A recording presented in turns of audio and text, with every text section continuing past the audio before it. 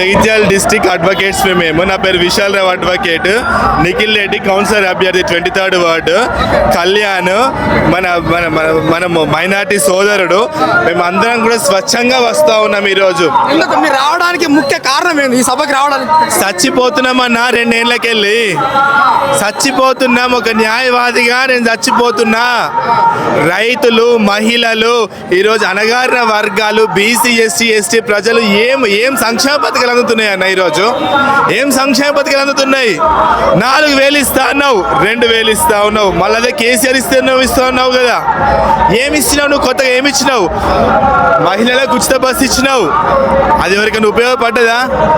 ఎవరైనా నిన్ను హర్షపడుతున్నారా? నిన్ను మహిళలు కూడా ఏమి ఉచిత పథకాలు ఇచ్చినావు? తులం బంగారం ఇచ్చినావు మహిళలకి. ఈరోజు నువ్వు ఏమి ఇచ్చినావు? నువ్వు మహిళలకు ఏమి ఇచ్చినావు? నువ్వు రైతులకు ఏమి ఇచ్చినావు? బోనస్ అన్నావు. బోనస్ ఇస్తుండా అన్న? బోనస్ ఇచ్చిండా నీకు? ఎవరికైనా బోనస్ ఇచ్చిండా? ఎవరికి ఇచ్చిండా నా బోనస్? నాకు అర్థం కాదు. ఈరోజు 6 గ్యారెంటీలు అమలు అయిపోయినాయి అన్నట్టుగా మాట్లాడుతా ఉన్నాడు. ఎక్కడైపోయినాయి 6 గ్యారెంటీలు అమలైన ఏంటో తెలుసా? పొంగులేటి నిధులు అమలైనాయి. ఈరోజు పొంగులేటికి వచ్చేటువంటి నిధులు అమలైనాయి. వేం నరేందర్ రెడ్డికి రాజ్యసభ మెంబర్ అమలైంది. ఈరోజు అనర్హులకు, ఉద్యమకారులు ఎవరైతే లేరో వాళ్ళకు సీట్లు అమలైనాయి. ఎవరికి ఏం అమలు కాలేవన్నా? ఈరోజు ఒక న్యాయవాదిగా నేను మా గొల్లపల్లి గ్రామం, ధర్మపురి నియోజకవర్గం, కొప్పులీశ్వర్ గారు మాకు ధర్మపురి కాన్స్టిట్యున్సీ మాజీ మంత్రి వర్యులు వారు ఉన్నప్పుడు రైతు బంధు వచ్చేది, రైతు బీమా వచ్చేది, సకాలంలో వర్షాలు పడేటి, అన్నీ జరిగేటి. ఇప్పుడు ఏం జరుగుతున్నాయి అన్న? మాకు 29 సంవత్సరాల యువకున్నాను నేను, ఒక న్యాయవాదిని నేను. నాకు ఏం చేసిండు నాకు ఈ రేవంత్ రెడ్డి గవర్నమెంట్లా వలసలు, రేవంత్ రెడ్డి గవర్నమెంట్లో కాలువలు ఉత్తగా ఉన్నాయి, రేవంత్ రెడ్డి గవర్నమెంట్లో పంటలు అన్నీ కూడా ఎండిపోయినాయి. ఏం చేసినావు మాకు రేవంత్ రెడ్డి? ఏం చేసినావు మాకు? ఈరోజు గుండెలు జీయించుకుంటే కాలం ఏమైనటువంటి పరిస్థితి అన్నా? ఏం చేసినావు మాకు? నువ్వు కొత్తగా రేషన్ కార్డులు ఇచ్చినావు. 10 సంవత్సరాలు కేసీఆర్ అభివృద్ధి చేయలేదు, అవినీతిగా సరిపోయింది అన్నట్టుగా మాట్లాడుతున్నాడు. ఎగ్జాంపుల్ కాళేశ్వరం ప్రాజెక్టు మీద చూసుకొని ఈరోజు ఇక్కడ బీఆర్ఎస్ పార్టీ సభ చూసినా కూడా అక్కడ కార్యక్రమం పెట్టుకునే ప్రయత్నాలు చేసిండు. ఇలా చూడొచ్చు దీన్ని. అవినీతి చేసిండా 10 సంవత్సరాలు కేసీఆర్ అంటే?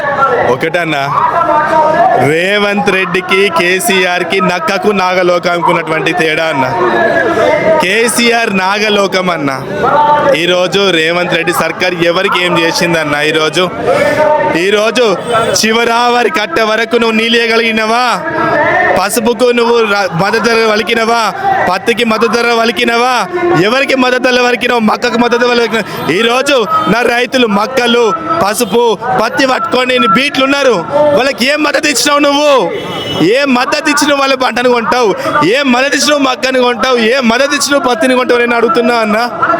ఈరోజు నేను చెప్తున్నా అన్న, ఈరోజు కాంగ్రెస్ గవర్నమెంట్ వచ్చినాక రౌడీ షీటర్లకు, ఉమనైజర్లకు, ఎవరైతే అక్రమాలు ఉన్నారో, అన్యాయాలు చేసేటోళ్ళు ఉన్నారో మా గొల్లపల్లి మండలంలో వాళ్ళకు పెద్దపేట చేసిండ్రు. మాలాంటి రైతులకు, మాలా న్యాయవాదులకు ఏ రోజు కూడా మీరు వేయలేదు. ఈరోజు న్యాయవాదులకు చేసినటువంటి గవర్నమెంట్ ఏంటంటే బీఆర్ఎస్ గవర్నమెంట్. కాంగ్రెస్ బీఆర్ఎస్ గవర్నమెంట్లో కూడా కరోనా టైంలో న్యాయవాదులకు కోర్టుకు పోతలేదని చెప్పేసి ఒక్కొక్క న్యాయవాదికి నెలకు 10,000 రూపాయలు ఇచ్చినటువంటి government BRS government. Last and final KCR గురించి చెప్పాలంటే ఏం చెప్తారు? రేవంత్ రెడ్డి గురించి చెప్పాలంటే ఏమని చెప్తారు? కేసీఆర్ అనేటువంటి వ్యక్తి ఈ జాతికి జాతి పిత. ఈరోజు జైత్యాల నడిబొట్టును అడుగు పెడుతున్నాడంటే మా అదృష్టంగా భావిస్తున్నాం. ఈరోజు అడుగున వారికి పుష్పాలతోటి కావచ్చు, గుమ్మడికాయలతోటి కావచ్చు, హారతి కర్పులతోటి కావచ్చు, వారికి వెల్కమ్ చెప్తా ఉన్నాం జైత్యాల డిస్ట్రిక్ట్కి. వారు మా జైత్యాల నడిగొట్టున ఈరోజు జీవన్ గారిని జాయిన్ చేయించుకోవడం అనేది మా అదృష్టంగా భావిస్తున్నాం. నెక్స్ట్ వచ్చేటువంటి గవర్నమెంట్లో మేము అత్యధిక మెజార్టీ తోటి కూడా బీఆర్ఎస్ గవర్నమెంట్ మేము వస్తాము. ఖచ్చితంగా వచ్చేటువంటి గవర్నమెంట్ కేసీఆర్ గారే ముఖ్యమంత్రిగా ఉండాలి. కేసీఆర్ గారే కావాలని రైతులు అంటారు, మహిళలు అంటారు, వితంతువులు అంటారు. అడ్వకేట్ గా ఇంతగానో ప్రేమ చూపించి కేసీఆర్ కి మద్దతుగా మాట్లాడుతూ ఉన్నారు. మీరు అభివృద్ధి సక్రమంగా నడిచింది, 10 సంవత్సరాలు ఎలాంటి అవినీతి చేయలేదు, 2 సంవత్సరాల్లో కాంగ్రెస్ పార్టీ అవినీతి చేస్తుంది, ఎవరు సక్రమంగా సంక్షేమ పథకాలతోటి హ్యాపీగా లేరు అన్నట్టుగా మాట్లాడుతూ ఉన్నారు. ఎల్కతిరి సభతోటి కేసీఆర్ గారు ఒక సవాల్ ఇచ్చారు. 2 సంవత్సరాలు టైం ఇచ్చినాం, యథావిధిగా నేనే బయటకు వస్తున్నా అన్నట్టుగా మాట్లాడున్నాను. అక్కడ నుండి మళ్ళీ ఫామ్ హౌస్ కే పరిమితం అయిపోయింది అన్నట్టుగా ఒకటి ఆరోపిస్తూ ఉన్నారు. ఈ సభతోటి కూడా కేసీఆర్ గారు ప్రజల పక్షాన నిలబడబోతున్నారా, లేదంటే మళ్ళీ ఫామ్ హౌస్ కే అంకితం అవ్వబోతున్నారా అంటే ఇది బయట జరుగుతున్నటువంటి చర్చ. ఒకటి యాజ్ అ జర్నలిస్ట్ గా మీరు చూస్తూ ఉన్నారు, జన సంద్రోహం ఇక్కడ ఎక్కువ ఉందా, అక్కడ ఎక్కువ ఉందా? జనాలు ఇక్కడ ఎక్కువ ఉన్నారా, అక్కడ ఎక్కడ ఉన్నారా? మహిళలు ఇక్కడ ఎక్కువ ఉన్నారా, అక్కడ ఎక్కువ ఉన్నారా? వికలాంగులు ఇక్కడ ఎక్కువ ఉన్నారా, అక్కడ ఎక్కువ ఉన్నారా?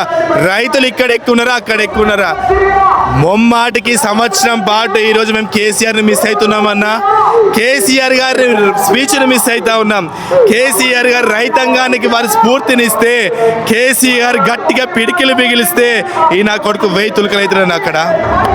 అట్లాంటి వ్యవస్థలో ఈరోజు మేము బతుకుతా ఉన్నామంటే కేసీఆర్ గారి స్ఫూర్తి అమేమకం.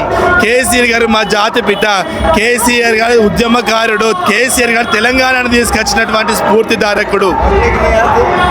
మొమ్మాటికే కేసీఆర్ గారే ముఖ్యమంత్రి కావాలి. జై కేసీఆర్.